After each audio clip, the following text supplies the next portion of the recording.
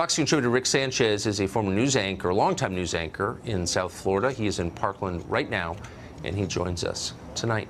Rick, what's it like there? I don't know, Tuck. You know, good to see you, my friend, again.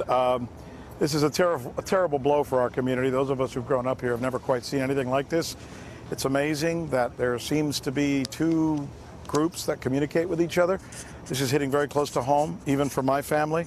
My daughter started reaching out to my wife and I this afternoon to let us know what was going on. Some of the pictures and some of the videos that she shared with us from her friends. One of her very good friends attends school here at Marjorie Stoneman Douglas.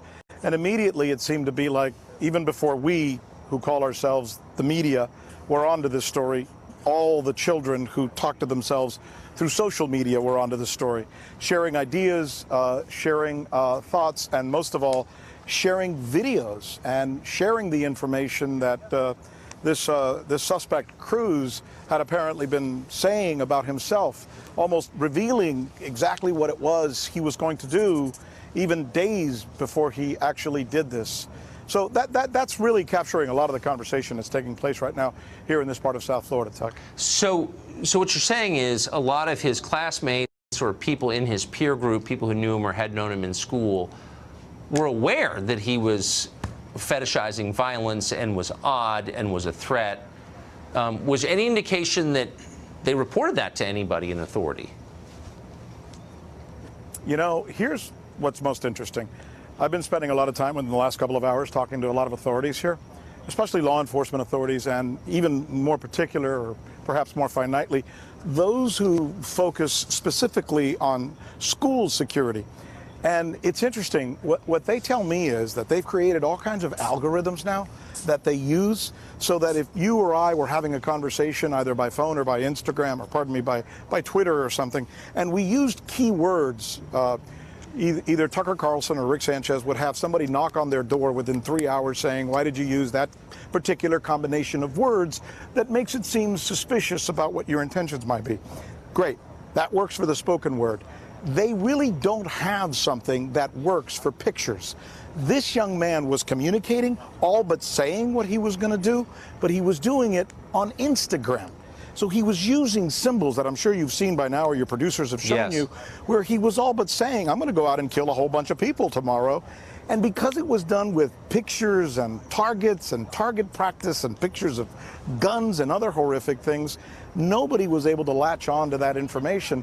You're right, though, there probably was a community of his peers who may have probably seen this, notwithstanding, but as far as we know, at least at this point in the investigation, nobody moved on any of that stuff. So we have this massive surveillance state, but it's not keeping us safer, is what you're saying. Well, it seems to be the case, and it seems to be that one would think, right? I mean, this is me now hypothesizing somewhat. One would think that we should have the technology available at this point so that if someone is communicating as outwardly as this young man was, that there would be something, whether it's in Instagram as a corporation itself, or whether it's within our law enforcement communities, or within our communities as perhaps his peers, that would have triggered something. And if there's a story tonight that maybe comes out of this is, why the hell not? Yeah, I mean, well, algorithms have a tough time reading the human heart, turns out. So since you're from there, Rick, quickly, give us a kind of snapshot of Parkland, Florida. What's this community like? You know, they used to play the Honda Classic about 5 blocks behind me. $1 million homes is all you see around here. Beautiful landscaping, picturesque family homes. It's the American dream. This is where everybody wants to come, in many cases either to retire or to live. It's an absolutely magnificent setting. The last place in the world that you would expect something like this. But obviously, the more we look at cases like this, starting from Columbine, we see that there is no specific pattern, and more often than not, it is in these quiet suburban communities where this kind of thing happens. Yeah, that seems to be true. So this is a very safe, affluent community, bottom line. No question. This is one of the places where if you move into South Florida, you've been here, Yes. I've seen you down here before. This is one of the places where when you come to South Florida, this is one of the neighborhoods you're going to be taken to by a realtor and say, you have to look at some of the homes in this community. It's magnificent. And this school is large, isn't it?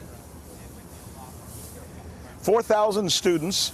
And apparently, it's part of the same school system, security patrol that is used in both Miami-Dade County, Monroe County, Palm Beach County, and here in northern Broward County, which is one of the best security systems in the country, imperfect as it might be. Yeah. But I think we're starting to get a picture, as I'm sure you've probably talked to some folks before, and I know I've been talking to some of your producers, and they've got a pretty good beat on this story. This young man had predetermined what he was going to do. He came loaded for bear. He wanted to kill people, and it's only a miracle that he didn't kill more than 17. So there are a lot of videos. I'm not sure there's anything they could have done to stop him. It doesn't sound that way from what we know now. But there are a lot of videos circulating tonight that purport to be from inside the school. And we're not putting any on the air, at least right now, because we can't be sure they're real. Right. But I know that you've seen some from your daughter's friends that seem to be real. What do they show? Yeah. Well, they show dead bodies. They show panic. They show children running and screaming. They show what is left of someone who has been riddled with bullets in the classroom with little kids. I say little kids, I guess, 16, 17, 18-year-olds running around perplexed. They show courageous, heroic police officers running into this classroom, carrying these injured students and running out with them over their shoulders. And they show the panic that ensued in the moment that the shooting actually took place, and you hear the fear, the screams in the voices of these children, not exactly knowing what was going on at that time, nor what they really were expected to do other than hiding under desks. That's horrifying. I don't think I'd want to see those videos. When you saw them, what did you say to your daughter? We've had several conversations. Apparently, she's part of what happens in, I guess, a generation that you and I are separated by a couple of years from. They communicate with each other this way. Immediately on Instagram and on different social media posts, they were sharing who they knew, what they knew. There's like a series of school, whether it's my daughter's school, which is miles from here, or the school where her boyfriend went, which is just a couple of blocks from here. But there's all this connection between all these students, many of them, for example, on the baseball teams because they play on the travel leagues. So the students, whether they go to this school or the school down the road, they all know each other and they communicate with each other. So those avenues of communication are the ones that I was able to tap into today, interestingly enough, because my daughter happens to have befriended some of the people who are involved in this horrific massacre. Rick, thanks a lot for that. I appreciate your perspective on that. Always a pleasure, Tuck.